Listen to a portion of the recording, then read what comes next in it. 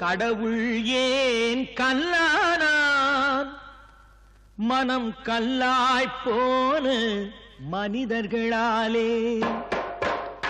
கடவுள் ஏன் கல்லானான் மனம் கல்லாய்ப்போன மனிதர்களாலே கடவுள் ஏன் கல்லானான் மனம் கல்லாய்ப்போன மனிதர்களாலே